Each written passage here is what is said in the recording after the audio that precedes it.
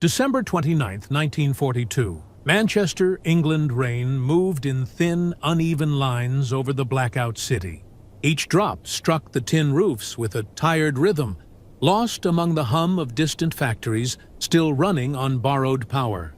Inside a small maintenance hut behind the Northern Munitions plant, Sergeant Harold Minton sat beside a dead generator. The light from his lantern trembled against the wet walls. His gloves were damp, his breath short and visible.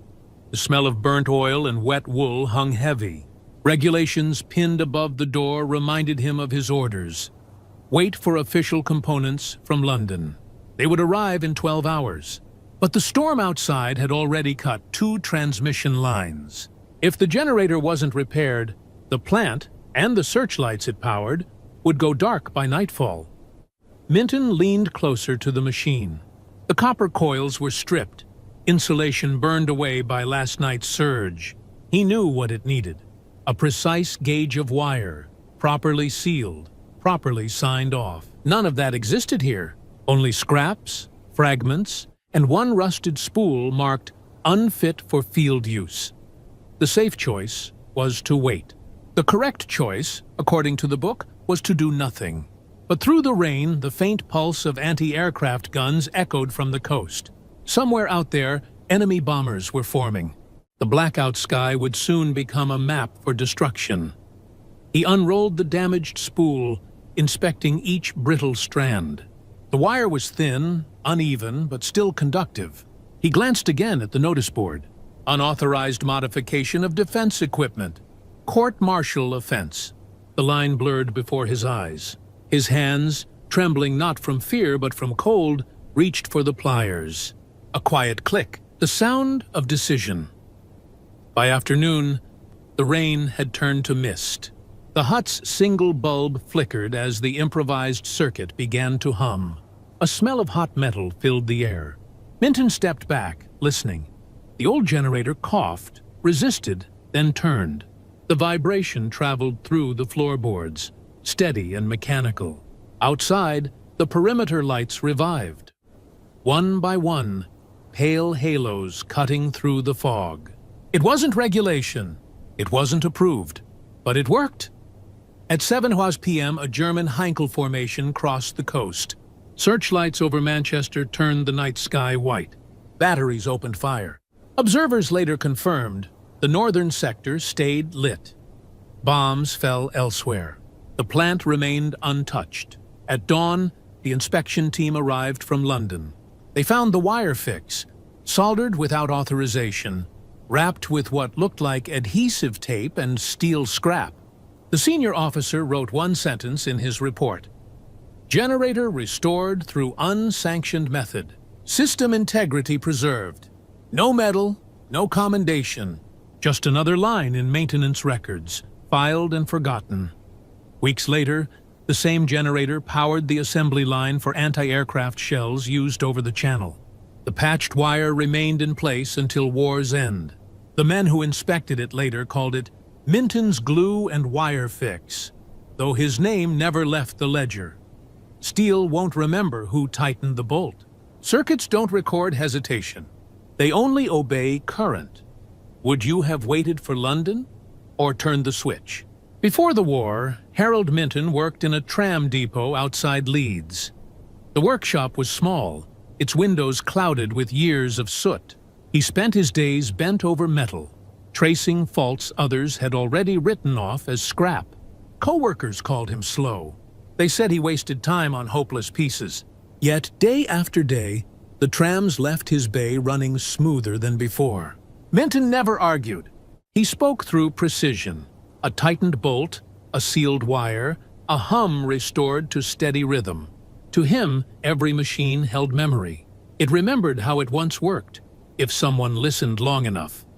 When war began, the depot's silence changed to the roar of mobilization. Minton was assigned to the Royal Electrical and Mechanical Engineers, his tools repacked under military inventory. In the new order, patience became inefficiency. Improvisation became risk.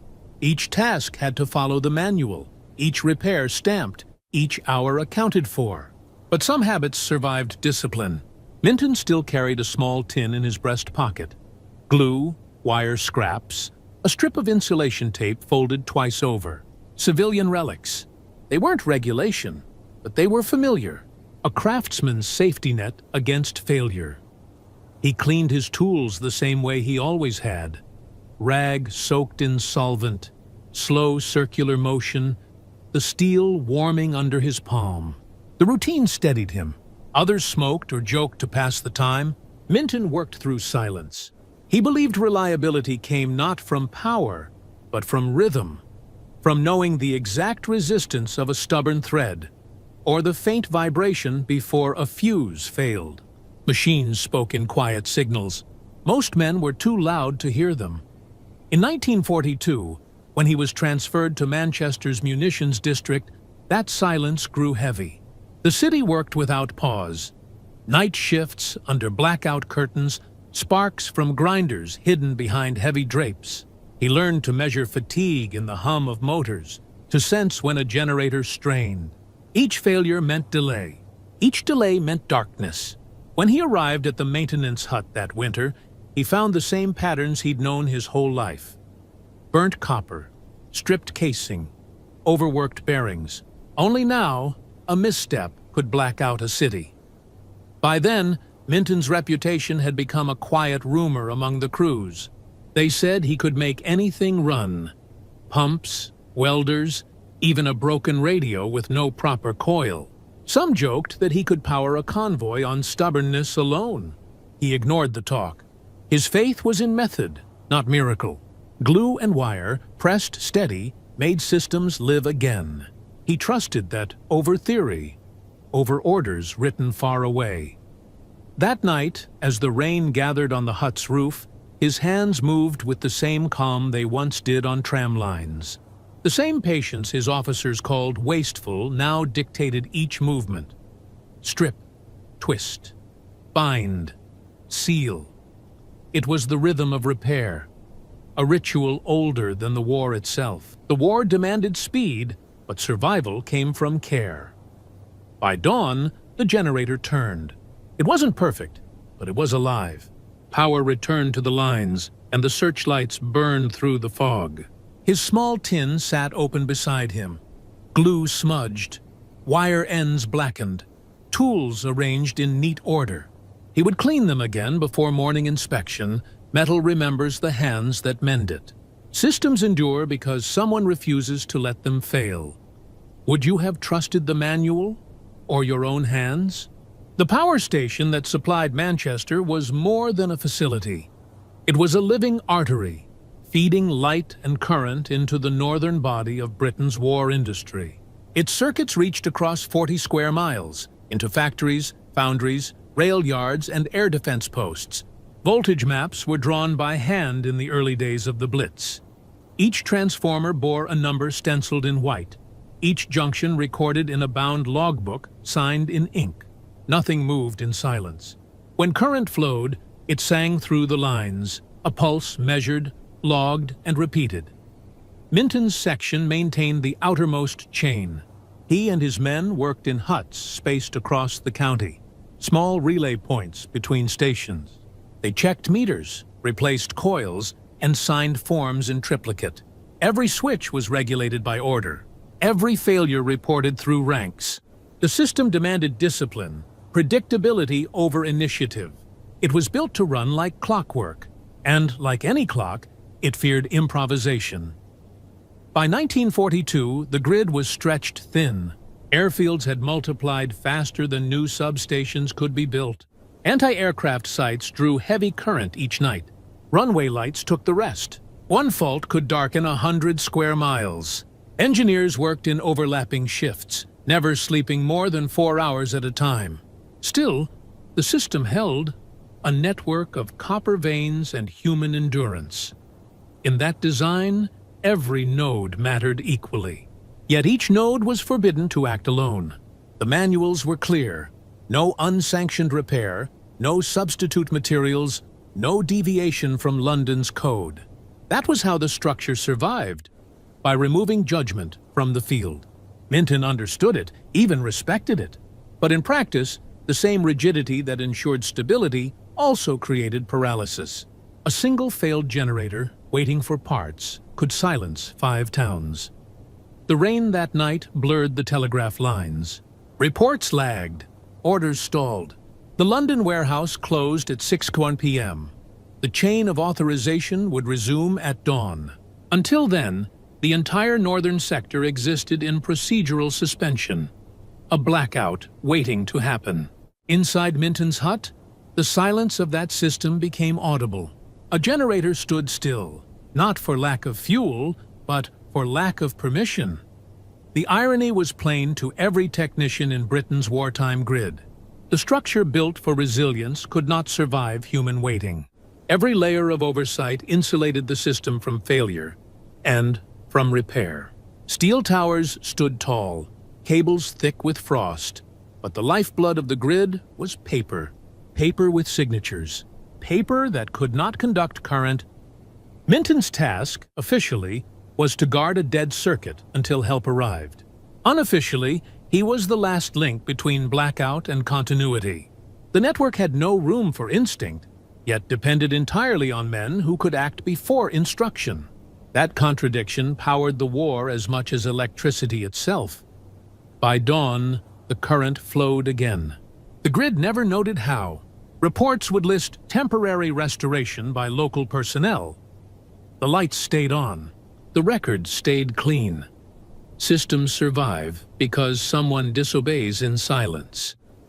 Would you have followed the order or restored the current? By afternoon, the hut had taken on a weight of its own. The air felt thick, part damp, part current. The voltmeter needle wavered, jerking between numbers that no longer meant certainty. A faint smell of ozone bled through the insulation. Smoke rose in soft curls from the secondary coil, too thin to see unless the lantern flickered. Minton rubbed his gloved thumb over the meter casing. The vibration beneath it wasn't steady anymore. The circuit was breathing unevenly. Outside, the usual sound of lorries had vanished. The fuel convoys that passed each hour were gone. Rerouted south after the morning's air raid. Only wind moved now, pushing sleet against the siding. The silence between gusts was wider than before. Without the hum of engines, the war felt distant. A quiet waiting, stretched thin across the power lines. He opened the logbook and checked the timings. 3:42 p.m., voltage drop, minor. Temperature, rising. He noted each in pencil, then stopped halfway down the page. The smell of hot varnish drifted again, sharp enough to cut through wool and rain. Somewhere far off, sirens gave a brief, uncertain call. A test or a mistake? The sound reached him, hung for a second, and died. He leaned close to the machine. The secondary coil had begun to sweat, droplets forming along its casing. He touched the frame lightly. It was hotter than it should be. The grid was still alive, but its pulse was irregular. Minton stood still, listening. The hum of current ran through the concrete floor. Slow, stuttering, and out of rhythm. A living network, suffocating under its own caution. A voice cracked through the field radio. Words buried in static.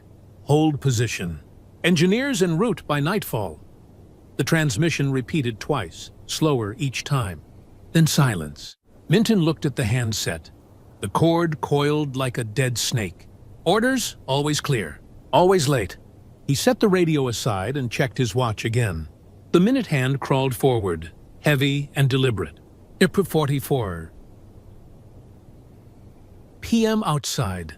Daylight thin to the color of tin. Sleet hissed against the windows. He adjusted the regulator to relieve pressure, just enough to keep the line breathing. Sparks flashed briefly, then faded. The hum steadied. He exhaled. Not relief, just pause. The rule book said, observe, not act. But observation alone wouldn't stop a blackout. By 16 Wur, the generator casing rattled under its own strain. Minton could hear it even when he stepped back. The uneven tick of an overworked heart. He logged it in quiet handwriting. Stability declining. Awaiting engineers. He underlined nothing. He knew no one would read it until morning. The sleet turned heavier, sweeping sideways across the yard. Somewhere beyond the fog, transformers along the line began to click irregularly. Relay arms breaking pattern. A system designed for certainty was now running on hesitation. Inside the hut, Minton sat beside the generator. The voltmeter still trembled, its needle searching for a balance it would never find. He could feel the charge beneath his boots, restless and unsupervised. The network was weakening, not from enemy fire, but from its own obedience. Machines don't wait. People make them wait. Regulations forbade improvised joins. Every manual repeated the rule. A single spark could ground a line or burn a station. The text was absolute. No repairs without certified parts. No substitutions. No field improvisation. Minton had read it often enough to remember the phrasing by weight, not words. Yet as the sleet turned heavier and the voltage needle trembled near failure, he realized what the rule didn't say. It didn't account for silence. It didn't account for waiting while power bled away. He opened his pouch slowly, the gesture mechanical, deliberate. Inside were the things he wasn't meant to have: a tin of adhesive resin, a coil of stripped wire, and a narrow strip of metal salvaged from an old fuse bracket. Each piece carried memory. Each had once belonged to something that failed and been made to work again. He laid them out on the bench like instruments in a ritual. Outside, the convoy roads had gone quiet. The hum of engines, the metallic pulse of passing trucks, gone. Only wind and the faint buzz of distant current that refused to die. He could hear it in the floor, faint but stubborn. The generator was still alive, but its pulse was weakening. Minton turned the coil between his fingers. His father had taught him that wire wasn't just metal, it was trust. If the current's honest, he used to say, the wire will hold. In the tram shop, that had been gospel. Here, in uniform, it was heresy. He looked at the rulebook pinned to the wall, the official seal printed above neat instructions, then back to the generator's cracked insulation. The choice was simple: wait for permission, or act before the system stopped breathing. He tore a small strip of tape and began cleaning the copper ends. Each movement was unhurried, his breath fogged against the lantern glass. The sound of aircraft engines, distant, layered, pressed faintly through the sleet. No formation yet, but close enough that the air seemed to carry their rhythm. He tightened his grip on the wire. The smell of resin filled the hut. At 4:23, the voltmeter needle dropped, then flicked once, twice, and settled at 0. The current had broken. Minton did not look up. He stripped another inch of wire, sanded the edge of the bracket, and aligned the ends. The field manual called this a breach of procedure. He called it continuation. The adhesive hissed faintly as it sealed under his touch. A spark snapped, brief but contained. For a second, he froze. Then, slowly, the hum returned. Weak, uneven, but alive. He adjusted the bracket, pressing it firm until the sound stabilized. The light above flickered once, then held. The line had survived. He wrote nothing in the logbook, only wiped his hands, closed the tin, and listened. The aircraft sound had moved west. The system's pulse steadied beneath the concrete. The war outside went on, unaware that one unauthorized join had held an entire sector's light. Machines obey the hands that keep them breathing. Systems survive because someone chooses not to wait. At 6:07 p.m., Harold Minton broke regulation. The act was simple, almost unnoticeable. A man leaning over a machine, his breath steady, his tools quiet. But on paper, it was a violation worthy of discharge. He tore back the last layer of insulation and exposed the raw copper beneath. The air smelled of damp cloth and ozone. The rulebook said stop. The current demanded now. He mixed adhesive resin with a small brush, the bristles clotted and stiff from use. The mixture hardened too fast in the cold air, but he pressed it into place anyway. The damaged coil hissed faintly, alive under his touch. He wound stripped wire around the fracture, tight and uneven, each turn pulling current closer to order. From his ration stove, he drew a thin flame and passed it across the joint. Glue smoked. Sparks snapped. The light above him flickered, guttered, and then caught again. For a moment, he thought it would fail. Outside, fog rolled over the rooftops, the kind that swallowed both distance and sound. Beyond it, faint engine noise echoed, the distant pattern of aircraft turning inland. The city was invisible now, only shapes behind rain. He adjusted the voltage dial, felt resistance, and held it. The hum deepened. The relay clicked once, then again, precise and rhythmic, as if the circuit had remembered itself. He stepped back. The voltmeter needle rose and held steady. The generator's tone was lower than before, a quiet, stable vibration that carried through the floor and up his boots. The current had returned, rough around the edges but whole. Minton exhaled. He wiped his forehead, not realizing the sweat was mostly rain. He checked his wristwatch. 6:10 p.m. Less than 3 minutes since the break. To the system, nothing had happened. To the night, everything had.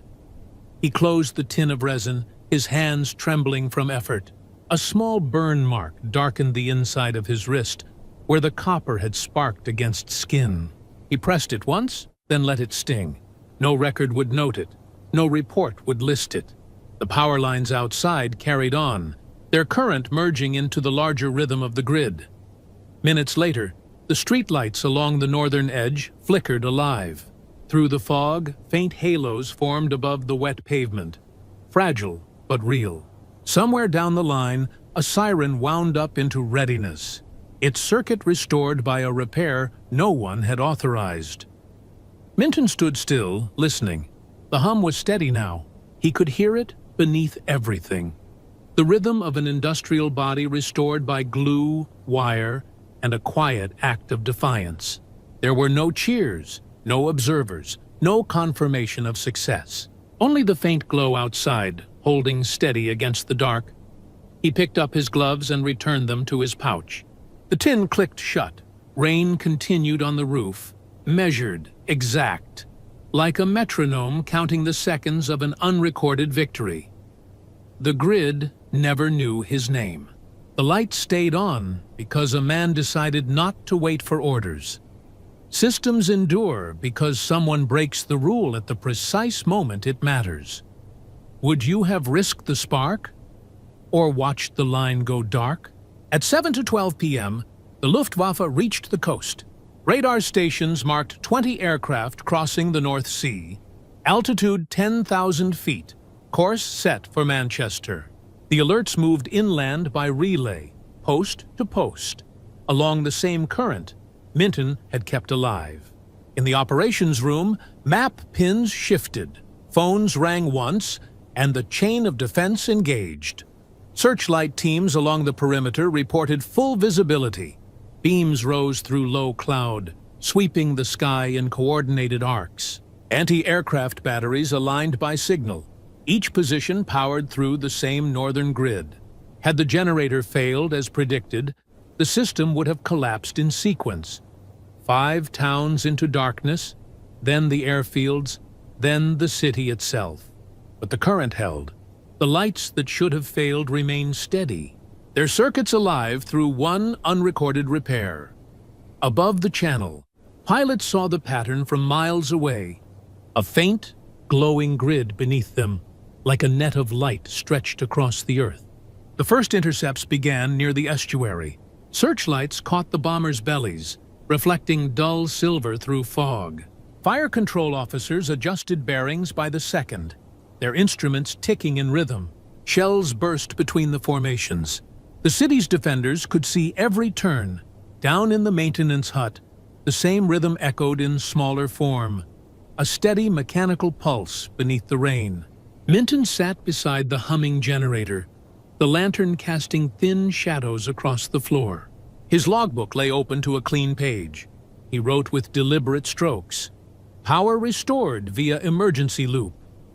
The words were regulation safe, vague enough to satisfy any audit. He underlined nothing. Outside, faint vibrations passed through the concrete. The concussion of distant flak. He listened, counting the intervals between blasts. Somewhere in that invisible sky, men fought in circles of light he had unknowingly preserved. The system did not thank him. It simply worked. By 7:45 p.m., the reports filtered back. 4 bombers down, 2 damaged, none reached the industrial zone. The blackout chain that should have started at 1807 never came. Every circuit north of the city held its load. Command credited the efficiency of the network. London sent a brief note of commendation. Sector resilience confirmed. No mention of the hut. No mention of the man. Minton leaned back, his shoulders pressing against the cold wall. The resin on his hands had hardened into a dull crust. He closed the logbook, folded the pencil into the binding, and sat still. The hum of the generator filled the silence between distant artillery reports. He looked at the floor where the copper had scorched the boards and rubbed it with his boot until the mark faded. To the grid, the event never existed. To the record, the lights had never flickered. Yet for one winter night, a line of improvised copper had carried an entire sector through the dark. The war would remember the bombers, the guns, the pilots in the sky, but not the man who refused to wait for permission. Systems endure because someone, somewhere, ignores the manual long enough to keep them breathing. By dawn, the rain had stopped. The air carried the smell of cold soot and wet iron. The generator still ran, its hum lower now, but steady.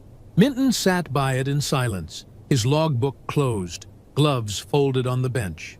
The resin around the splice had hardened into a dull gray seam. It looked crude, functional, neither neat nor accidental.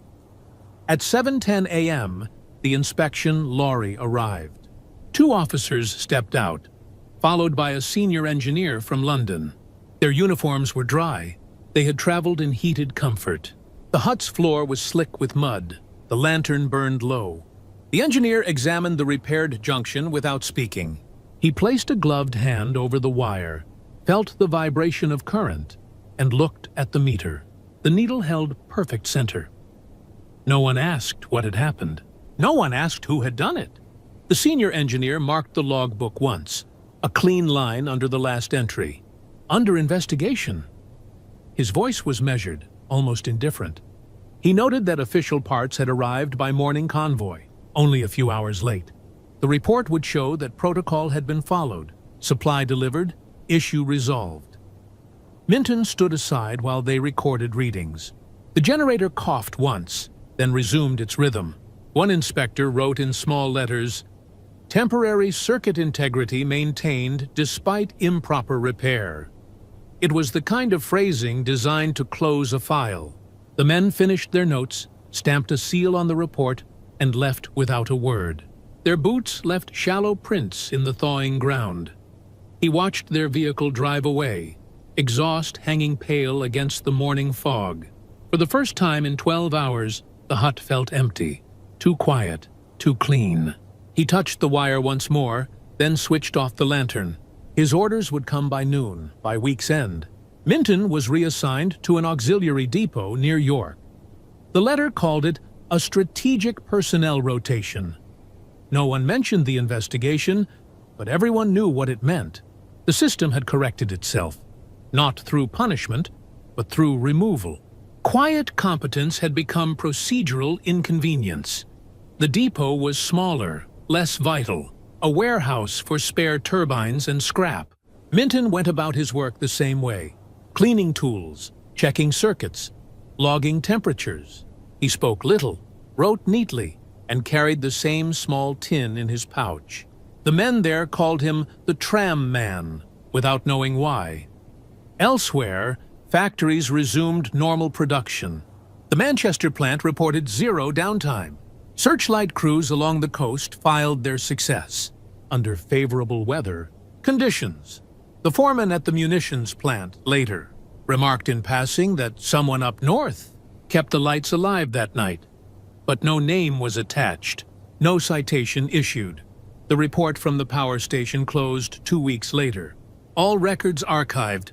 The resin on Minton's repair held for the remainder of the war, never replaced, never mentioned again.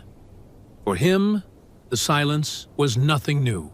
Systems survived through men who worked unseen. And once a system survived, it no longer needed to remember how. Industrial endurance depends on invisible hands, those who act without permission and are quietly removed once order returns. Would you have waited for approval? Or kept the current alive knowing it would cost your name?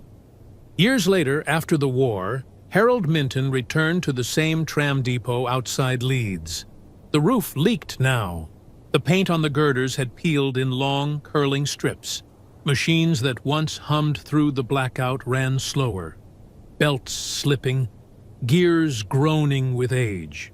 Yet the sound, that low, constant rhythm of a motor turning, still steadied him. He stood where he had once repaired brake lines for the city trams, tracing the same floor markings he had left behind years earlier. Nothing in the depot had changed much, except the men. The younger fitters didn't know what he had done during the war. They only knew he'd been with maintenance, some forgotten branch of the electrical corps. When asked about the raids, he gave the same answer every time: kept things running. The phrase sounded ordinary, unimportant, but to him, it was the whole truth condensed into 4 words. No record mentioned his name. No commendation reached him. The generator in Manchester had been dismantled years before, replaced by newer models from London. The report remained in storage. A single line noting temporary circuit integrity maintained. The phrase outlived every man who had signed it. The wire he spliced, the resin he melted, the scar on his wrist, all of it belonged to a story the system had quietly erased. Still, the grid he'd saved became legend in another form. Engineers who worked through the blackout cities began to repeat a quiet rule. No one wrote it down, but everyone knew it. Sometimes the system depends on the one who breaks it. Carefully. It was passed from workshop to classroom, depot to station. Not as defiance, but as duty. The understanding that machinery, like men, doesn't wait for orders when silence threatens to stop everything. Minton never corrected anyone. He fixed what was broken, cleaned his tools, and walked home with oil on his sleeves. On Sundays, he sat in the depot office, the one with the cracked clock and the smell of burned insulation. He would listen to the trams starting outside, each spark jumping between pole and wire, each connection humming into life. It sounded the same as that night, the faint thrum of current moving through wet air, refusing to die. He never spoke of Manchester. The war had ended, the lights stayed on, and that was enough. To him, victory wasn't a flag or a parade. It was the moment a system recovered without anyone noticing. Quiet success meant survival. Silence meant the machine still worked. By the time he retired, the depot had new supervisors, new methods, new manuals. His name disappeared from the roster. But in every station powered by men who understood the value of one unapproved repair, his legacy moved unseen, like current through hidden wire. Electricity and loyalty share one trait. Both fail in silence before they are seen. Would you have trusted the fix or waited for permission?